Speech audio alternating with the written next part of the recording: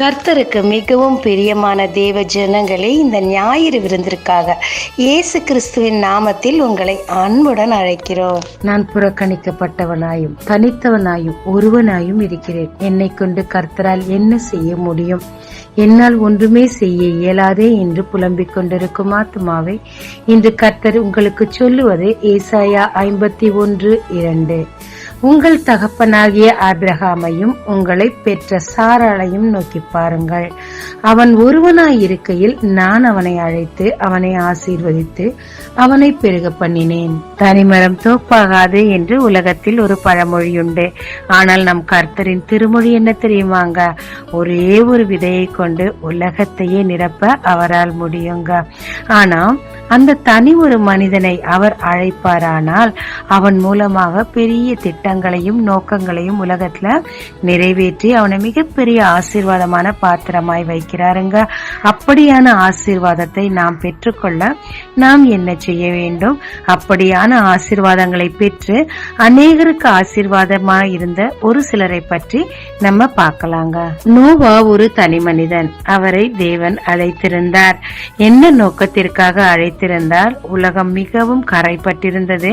தனக்கென்று சொந்தமாக ஒரு ஜனத்தை ஏற்படுத்தத்தக்கதாக, அதற்குரிய வித்துக்களை பாதுகாக்கத்தக்கதாக தேவன் இவரை தெரிந்து கொண்டார். ஒரு புதிய பூமியை உருவாக்க விரும்பினார். ஆனால் நோவா செய்தது என்ன?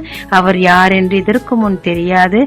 ஆனாலும் அவருக்கு அப்படியே கீழ்ப்படிந்து அவர் என்னெல்லாம் சொன்னாரோ அதையெல்லாம் செய்தார். மிக பெரிய பேழையை விசுவாசத்தில் கட்டினார். அதற்கு முன்பாக கப்பலோ பேழையோ கிடையாது, மழையும் கிடையாது. ஆனால் தேவனை நம்பி தேவன் சொன்னதை அப்படியே செய்தார். அந்த கலகமுள்ள அந்த உலகம், அழுக்கான பரிசுத்த குலைச்சலான அந்த உலக ஜனங்கள்டிருந்து பிரித்தெடுக்கப்பட்ட தன் குடும்பத்தை அந்த பேழையில் வைத்து காப்பாற்றினார். அவர் மூலமாக புதிய பூமியும் புதிய ஜனங்களும் உருவாகினார்கள். தேவனுடைய மிக பெரிய திட்டமும் நோக்கமும் நோவா மூலம் நிறைவேறிற்று.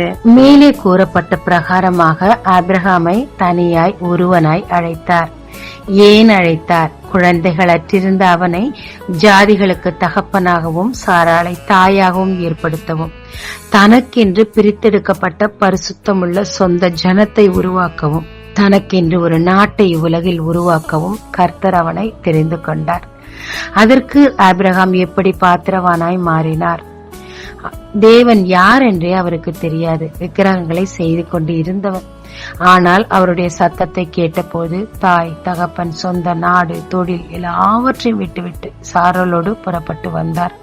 அது நிறைவேற அவர் செய்ததென்ன? முழுமையாய் தேவனை விசுவாசித்து கீழ்ப்படிந்து அவர் சொன்ன இடங்களுக்கெல்லாம் நடந்தார். தேவன் நோக்கம் அவர் மூலம் நிறைவேறிற்று. இன்றளவும் இஸ்ரவேலில் உள்ளவர்களைப் போல ஞானிகளும் நோபல் பரிசு பெற்றவர்களும் யாரும் இல்லை. உலகமே இஸ்ரவேலை எதிர்த்தாலும் இஸ்ரவேலை மேற்கொள்ள ஒருவராரும் கூடவில்லை. இதற்கு காரணம் ஆபிரகாமின் விசுவாசமும் கீழ்ப்படுதலுமே. ஆபிரகாம் யூதர்களுக்கு மட்டுமல்ல, புறஜாதிகளுக்குமே அவர் ஆசீர்வாதமாகவே இருந்தார். எஸ்தரும் தனியாய் அழைக்கப்பட்டால் தன்னுடைய ஜனங்களை காப்பாற்றத்தக்கதாக தேவ திட்டம் அவள் மூலமாக நிறைவேறிற்று.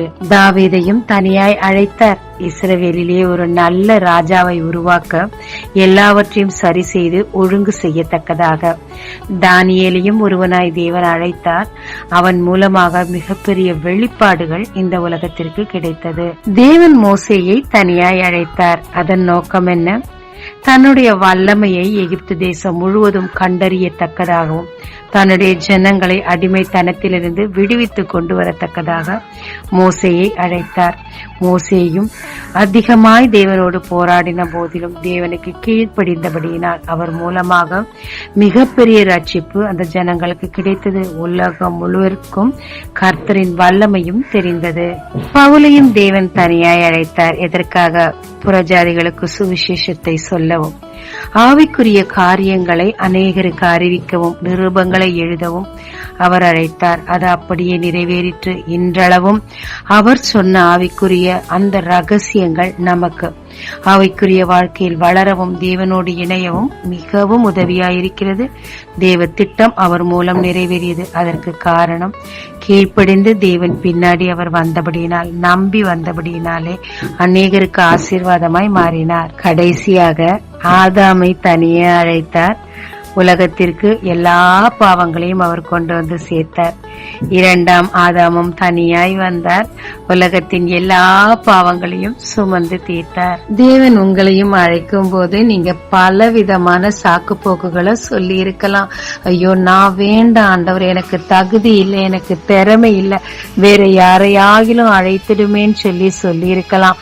மோசே போல நான் திக்குவாயுள்ளவன், நான் வேண்டாம் ஆண்டவரேன்னு சொல்லி இருக்கலாம்.